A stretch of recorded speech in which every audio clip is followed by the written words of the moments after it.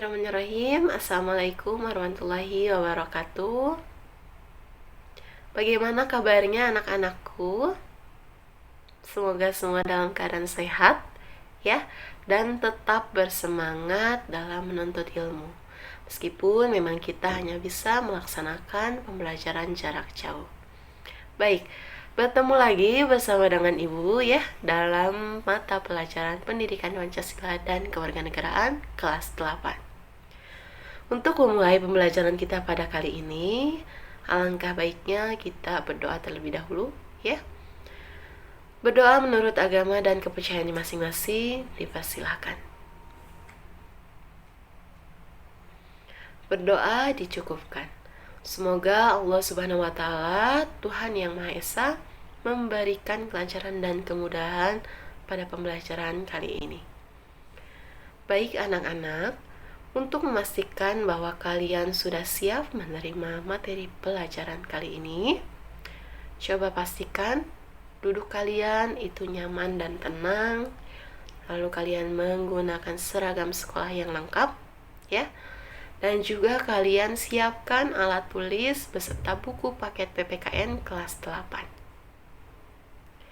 Baik, jika sudah siap semuanya, kita mulai pembelajaran PPKN kali ini dengan terlebih dahulu menyanyikan lagu wajib nasional Garuda Pancasila.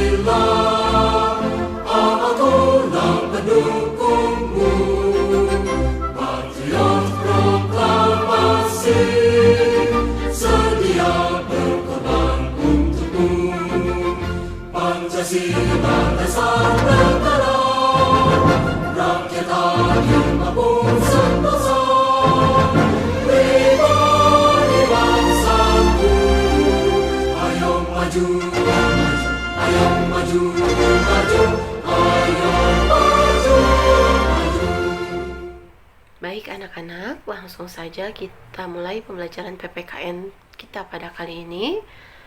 Sebelumnya Ibu mempunyai sebuah gambar ya ini. Nah, kalian harus mencari tahu apa makna dari gambar tersebut dan juga bagaimana hubungannya dengan materi kita pada kali ini. Diharapkan jawabannya itu menggunakan bahasa sendiri dan jawabannya ditulis di buku tulis kalian masing-masing. Baik, nah Ibu langsung saja akan sedikit membahas tentang makna dan hubungannya dengan materi kali ini. Gambar tersebut menunjukkan adanya pemeriksaan kelengkapan berkendara oleh polisi yang sedang bertugas. Nah, terdapat aturan berkendara yang memang harus dipatuhi oleh seluruh masyarakat, seperti memakai helm dan juga memiliki surat-surat berkendara dan lain sebagainya. Nah, hal tersebut itu terdapat dalam hukum tertulis di Indonesia yang berbentuk peraturan perundang-undangan yang tentunya harus kita patuhi ya. Dan jika kita melanggar peraturan perundang-undangan itu, maka konsekuensinya adalah kita akan mendapatkan sanksi. Ya. Langsung saja kita akan membahas materi bab 3 tentang memaknai peraturan perundang-undangan. Ini adalah kompetensi inti. Lalu ada kompetensi dasar bab 3.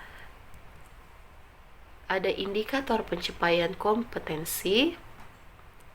Dan ini adalah tujuan pembelajaran kita pada kali ini, yaitu peserta didik dapat menjelaskan makna tata urutan peraturan perundang-undangan nasional. Peserta didik dapat menjelaskan proses penyusunan peraturan perundang-undangan di Indonesia. Peserta didik dapat memberikan contoh sikap sesuai dengan peraturan perundang-undangan yang berlaku. Peserta didik dapat menganalisis kasus perbuatan melanggar hukum yang terjadi di sekitarnya. Peserta didik dapat menyajikan laporan hasil analisis perbuatan melanggar hukum yang terjadi di sekitarnya. Dan peserta didik dapat menerapkan sikap dan perilaku yang sesuai dengan peraturan perundang-undangan yang berlaku. Dan ini ada peta konsep yang berisi materi-materi yang akan kita bahas pada pertemuan kali ini. Pertama, ada makna tata urutan peraturan perundang-undangan di Indonesia, yaitu termasuk di dalamnya pengertian peraturan perundang-undangan nasional dan tata urutan peraturan perundang-undangan di Indonesia.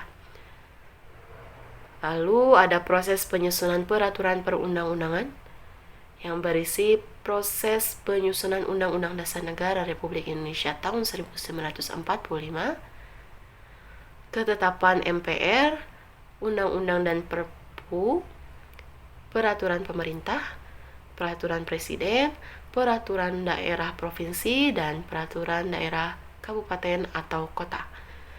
Dan yang terakhir adalah menampilkan sikap sesuai dengan peraturan perundang-undangan. Ya, langsung saja kita bahas tentang pengertian peraturan perundang-undangan nasional. Pasal 1 ayat 3 Undang-Undang Dasar Negara Republik Indonesia tahun 1945 menjelaskan bahwa negara Indonesia adalah negara hukum. Artinya bahwa segala aspek kehidupan bermasyarakat, berbangsa, dan bernegara di Indonesia itu diatur di dalam hukum yang berlaku. Jadi ada dasarnya, begitu ya. Nah, selanjutnya Pasal 22A Undang-Undang Dasar Negara Republik Indonesia tahun 1945 menjelaskan bahwa ketentuan lebih lanjut tentang tata cara pembentukan undang-undang diatur dengan undang-undang. Artinya bahwa terdapat cara atau proses dalam pembuatan peraturan perundang-undangan, dan cara itu juga diatur dalam hukum atau dalam peraturan perundang-undangan yang berlaku. Nah, peraturan perundang-undangan yang dimaksud adalah Undang-Undang Nomor 12 Tahun 2011 tentang pembentukan peraturan perundang-undangan. Selanjutnya, Pasal 1 Angka 2 Undang-Undang Nomor 12 Tahun 2011 tentang pembentukan peraturan perundang-undangan itu menjelaskan bahwa peraturan perundang-undangan adalah peraturan tertulis yang memuat norma hukum yang mengikat secara umum dan dibentuk atau ditetapkan oleh lembaga negara atau pejabat yang berwenang melalui prosedur yang ditetapkan dalam peraturan perundang-undangan. Artinya bahwa peraturan perundang-undangan adalah hukum tertulis yang mengikat dan dibuat oleh lembaga negara atau pejabat yang berwenang dengan melaksanakan prosedur pembuatan peraturan perundang-undangan. Ya, selanjutnya makna tata urutan peraturan perundang-undangan. Makna tata urutan peraturan perundang-undangan berarti bahwa peraturan perundang-undangan ini memiliki tingkatan atau hierarki sehingga memiliki kedudukan yang berbeda-beda antara peraturan perundang-undangan yang satu dengan yang lainnya. Ya.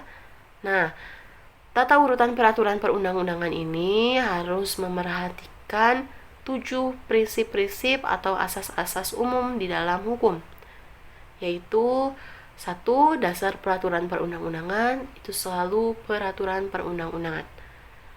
2. Hanya peraturan perundang-undangan tertentu saja yang dapat dijadikan landasan yuridis. 3. Peraturan perundang-undangan yang masih berlaku hanya dapat dihapus, dicabut, atau diubah oleh peraturan perundang-undangan yang sederajat atau bahkan lebih tinggi. Lalu setiap jenis peraturan perundang-undangan itu memiliki materi yang berbeda-beda. Selanjutnya, peraturan perundang-undangan baru itu mengesampingkan peraturan perundang-undangan yang lama. Peraturan perundang-undangan yang tinggi mengesampingkan peraturan perundang-undangan yang lebih rendah. Dan peraturan perundang-undangan yang khusus itu mengesampingkan peraturan perundang-undangan yang umum. Baik, selanjutnya ada tata urutan peraturan perundang-undangan di Indonesia. Terdapat 7 tingkatan. Yang pertama ada Undang-Undang Dasar Negara Republik Indonesia tahun 1945. Yang kedua ada ketetapan MPR. Yang ketiga ada undang-undang atau peraturan pemerintah pengganti undang-undang. Yang keempat ada peraturan pemerintah atau PP. Yang kelima peraturan presiden atau Perpres. Yang keenam ada peraturan daerah provinsi atau Perda provinsi. Dan yang ketujuh ada peraturan daerah kabupaten atau kota atau Perda kabupaten kota. Ya, selanjutnya ada asas-asas pembentukan peraturan perundang-undangan yang terdapat dalam pasal 5 Undang-Undang Nomor 12 Tahun 2011 tentang pembentukan peraturan perundang-undangan. Memuat 7 asas pembentukan peraturan perundang-undangan. Yang pertama, kejelasan tujuan. Artinya, peraturan yang ingin dibuat itu memang harus jelas tujuannya untuk apa. Yang kedua, kelembagaan atau pejabat pembentuk yang tepat. Artinya, peraturan itu harus dibuat oleh lembaga negara atau pejabat yang memang berwenang dalam membentuk peraturan perundang-undangan tersebut. Lalu, ketiga, kesesuaian antara jenis, hierarki, dan materi muatan. Artinya, materi yang akan dimuat itu dalam peraturan perundang-undangan harus sesuai dengan jenis dan hierarkinya. Selanjutnya, dapat dilaksanakan. Artinya, peraturan itu dapat diterapkan dalam masyarakat. Selanjutnya, kedayagunaan dan kehasilgunaan. Artinya, bahwa peraturan yang akan dibuat itu memang harus benar-benar dibutuhkan dan juga dapat bermanfaat bagi masyarakat, bangsa, dan negara. Lalu, kejelasan rumusan. Ya, artinya sistematika penulisan maupun pemilihan kata memang harus jelas ya dan mudah dimengerti. Dan yang terakhir ada keterbukaan. Yang artinya dalam proses pembentukannya itu masyarakat itu harus tahu dan masyarakat bisa memberikan masukan. Ya, selanjutnya terdapat asas-asas materi muatan peraturan perundang-undangan yang terdapat dalam pasal 6 Undang-Undang Nomor 12 Tahun 2011 tentang pembentukan peraturan perundang-undangan, yaitu 1. Pengayoman. Artinya, peraturan itu harus bisa melindungi dan menciptakan ketentraman dalam masyarakat. Lalu yang kedua, kemanusiaan. Artinya, peraturan itu harus melindungi dan menghormati hak asasi manusia dan harkat martabat setiap warga negara. 3. Kebangsaan. Artinya, peraturan itu harus mencerminkan sifat dan watak dari bangsa Indonesia dan harus bisa menjaga negara kesatuan Republik Indonesia. 4. Kekeluargaan. Artinya peraturan itu dibuat dengan musyawarah untuk mufakat dalam pengambilan keputusan. 5. Kenusantaraan. Artinya harus memerhatikan kepentingan seluruh wilayah Indonesia dan peraturan itu pastinya harus sesuai dengan Pancasila dan Undang-Undang Dasar Negara Republik Indonesia tahun 1945. 6. Bhinneka Tunggal Ika. Artinya, peraturan itu harus memerhatikan keberagaman suku, agama, ras, antar golongan yang ada di Indonesia. 7. Keadilan. Artinya, peraturan itu harus mencerminkan keadilan, memberikan keadilan bagi setiap warga negara. Dan 8. Ada kesamaan kedudukan dalam hukum dan pemerintahan. Artinya, peraturan itu harus bersifat tidak boleh diskriminatif atau berlaku tidak adil terhadap masyarakatnya. Jadi tidak boleh ada yang membedakan latar belakang masyarakatnya begitu. 9. Ketertiban dan kepastian hukum. Artinya peraturan itu harus bisa mewujudkan ketertiban dan ketentraman dalam masyarakat dan juga menjamin adanya kepastian hukum. Dan yang ke-10 ada keseimbangan, keserasian, dan keselarasan, yang artinya peraturan itu harus memang seimbang dan serasi antara kepentingan individu, kepentingan masyarakat, bangsa, maupun negara. Baik, kita masuk pada proses penyusunan peraturan perundang-undangan di Indonesia. Kita awali dengan proses penyusunan Undang-Undang Dasar Negara Republik Indonesia tahun 1945. Pertama, usul perubahan diajukan oleh sekurang-kurangnya sepertiga dari jumlah anggota DPR. 2. Diajukan secara tertulis dan ditunjukkan dengan jelas bagian yang akan diusulkan untuk diubah beserta alasannya.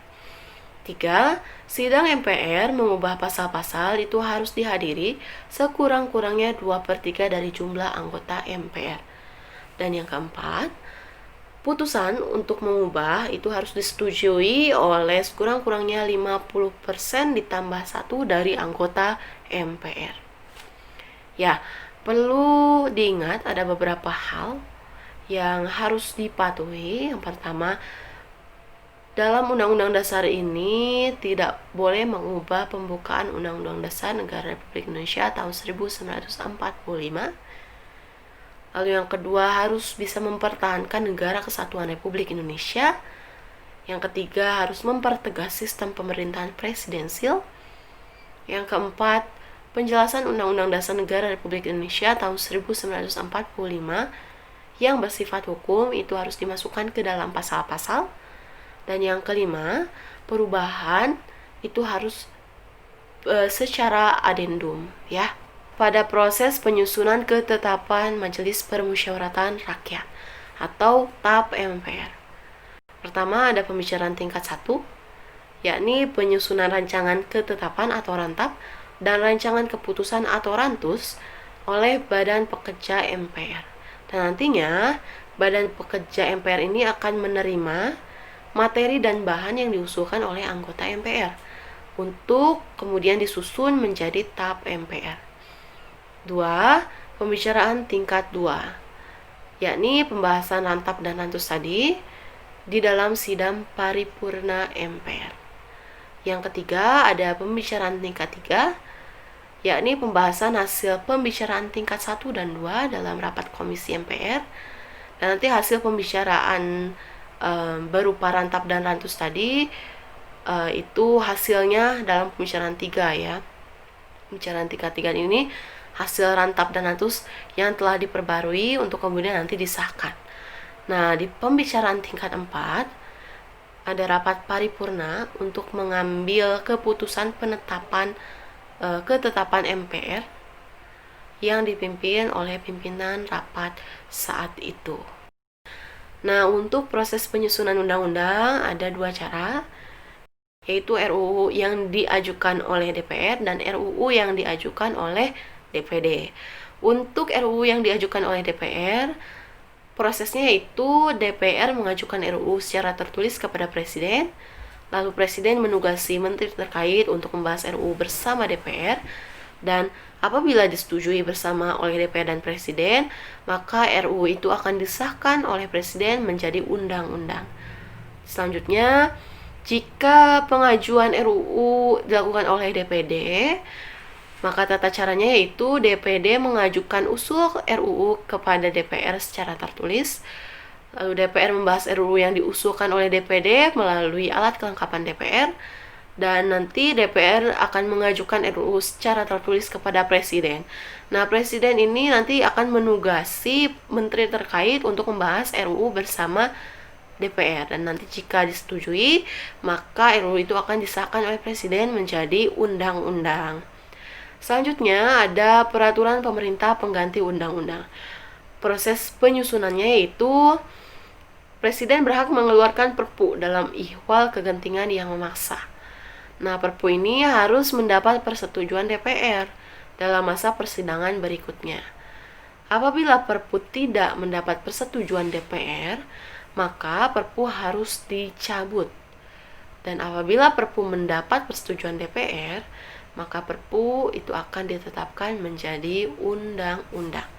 Proses penyusunan peraturan pemerintah.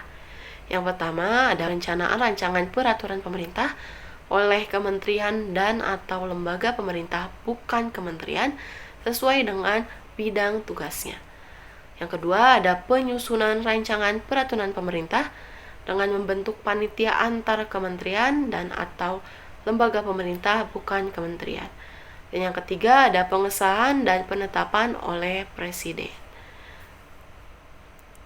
Proses penyusunan peraturan presiden.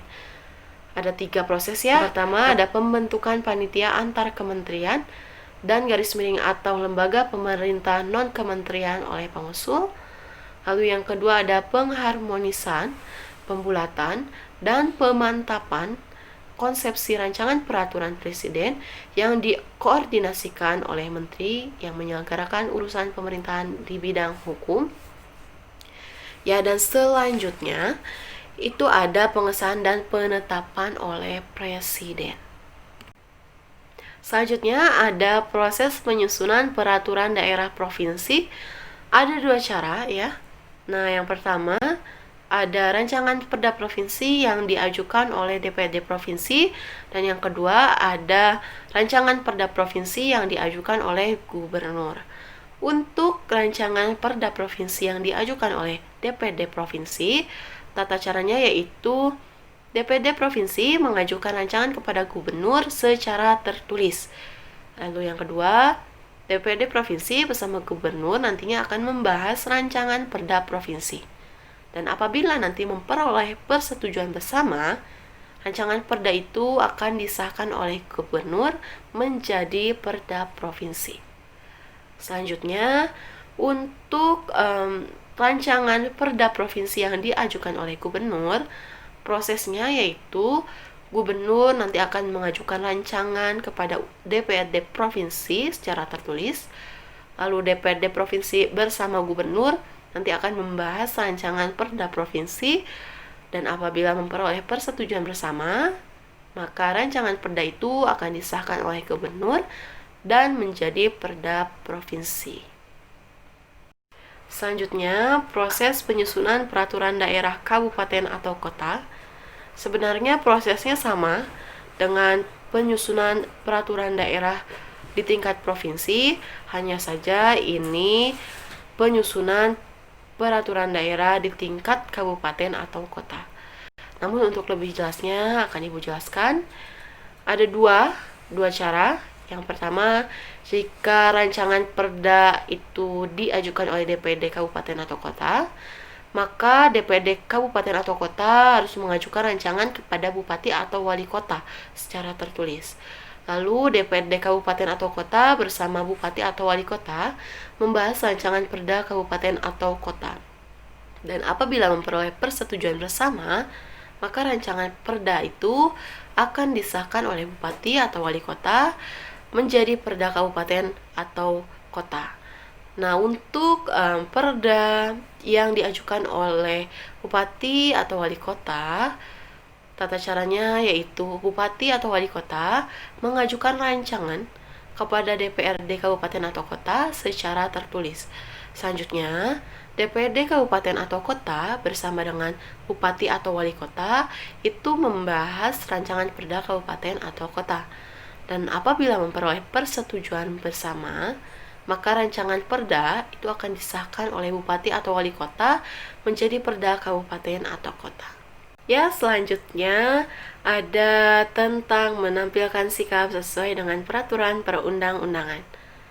Dalam hal ini berarti bahwa tiap-tiap warga negara itu harus memiliki sikap patuh atau sikap taat terhadap hukum yang berlaku ya. Nah, kepatuhan terhadap hukum ini dapat membentuk kesadaran hukum warga negara. Nah, untuk melihat dan mengukur kesadaran hukum warga negara, itu terdapat 4 indikator. Yang pertama, ada pengetahuan hukum. Yang kedua ada pemahaman kaidah-kaidah hukum. Yang ketiga ada sikap terhadap norma hukum. Dan yang keempat ada perilaku hukum. Kita akan bahas yang pertama, pengetahuan hukum. Artinya bahwa warga negara itu harus tahu apa saja hal-hal yang diperbolehkan di dalam hukum dan apa saja hal-hal yang dilarang dalam hukum. Misalnya, dalam hukum diperbolehkan jual beli, dan yang tidak diperbolehkan adalah penipuan. Selanjutnya, pemahaman kaidah-kaidah hukum yang memuat tujuan hukum, ya. Jadi masyarakat itu harus tahu tujuan hukumnya seperti apa. Sebenarnya untuk tujuan hukum secara umum itu ada 4, ya. Yang pertama, menciptakan ketertiban dalam masyarakat. Yang kedua, keadilan. Yang ketiga, kemanfaatan. Dan yang keempat, untuk menjamin kepastian hukum. Selanjutnya ada sikap terhadap norma hukum, yang berarti penilaian terhadap norma hukum, ya, oleh masyarakat, dan kaidah-kaidah hukum yang berarti masyarakat itu menilai baik buruknya perbuatan. Misalkan mencuri itu termasuk dalam perbuatan tercela karena itu dapat merugikan orang lain. Selanjutnya, perilaku hukum berarti masyarakat itu harus bisa mentaati hukum atau aturan-aturan yang berlaku dalam masyarakat. Seperti kita harus punya akta kelahiran, begitu ya. Dan untuk yang 17 tahun ke atas kita harus memiliki KTP untuk tanda pengenal dirinya. Seperti itu. Baik anak-anak, mungkin cukup sekian materi yang dibahas pada pertemuan kali ini. Ya, untuk kesimpulannya ada beberapa poin yang menjadi kesimpulan materi pembelajaran PPKN kelas 8 bab 3. Yang pertama, bahwa Indonesia adalah negara hukum, dan hukum tertulis di Indonesia itu terdapat dalam sistem hukum nasional yang berisi peraturan perundang-undangan. Yang kedua, peraturan perundang-undangan adalah hukum tertulis yang dibuat oleh lembaga negara atau pejabat yang berwenang. Yang ketiga, makna tata urutan peraturan perundang-undangan berarti peraturan perundang-undangan itu memiliki hierarki atau tingkatan yang membedakan antara kedudukan peraturan perundang-undangan yang satu dengan yang lainnya. Lalu tata urutan peraturan perundang-undangan di Indonesia itu terdapat 7 tata urutan peraturan perundang-undangan. Yang pertama ada Undang-Undang Dasar Negara Republik Indonesia tahun 1945.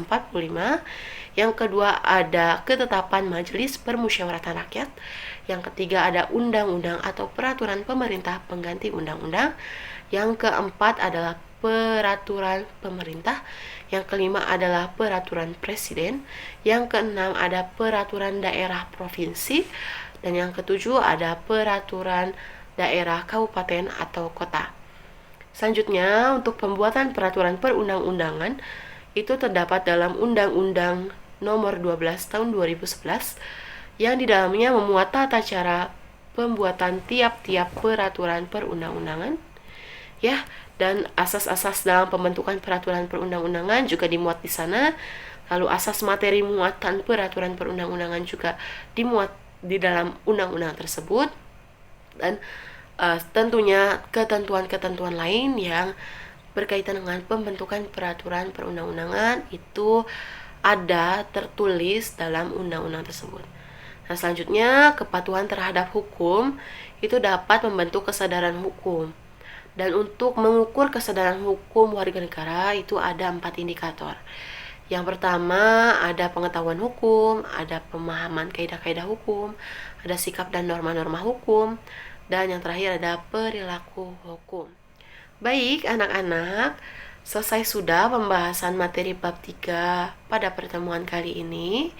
Semoga kalian bisa mengerti dan memahami materi yang sudah Ibu jelaskan, ya. Tapi jika memang ada yang belum paham, ada yang belum mengerti, dan ada yang ingin ditanyakan terkait dengan materi bab 3 tentang memaknai peraturan perundang-undangan, silakan kalian bisa hubungi Ibu via WhatsApp, ya. Nah, untuk menguatkan pemahaman kalian terkait materi bab 3 ini, Ibu punya tugas yang Ibu sudah upload di Google Classroom. Kalian bisa cek di Google Classroom kalian masing-masing. Nah, nanti tugasnya kerjakan dengan baik. Lalu juga ikuti petunjuk pengerjaannya. Untuk waktu pengerjaannya Ibu beri waktu 12 hari. Namun lebih baik lagi jika pengerjaannya dan penyerahan tugasnya itu sebelum waktu pengerjaan itu selesai ya. Untuk mengakhiri pembelajaran kita pada kali ini, Ibu mempunyai sebuah kata-kata bijak dari Bapak Baharudin Yusuf Habibie. Keberhasilan bukanlah milik orang pintar, namun keberhasilan itu adalah milik mereka yang senantiasa berusaha. Ya anak-anak, kita akan akhiri pembelajaran kita pada kali ini dengan membaca hamdalah. Alhamdulillahirrahmanirrahim. Terima kasih atas perhatiannya. Sampai jumpa di lain waktu. Semoga kalian sehat selalu dan kalian juga harus tetap menjaga kesehatan. Terima kasih. Wassalamualaikum warahmatullahi wabarakatuh.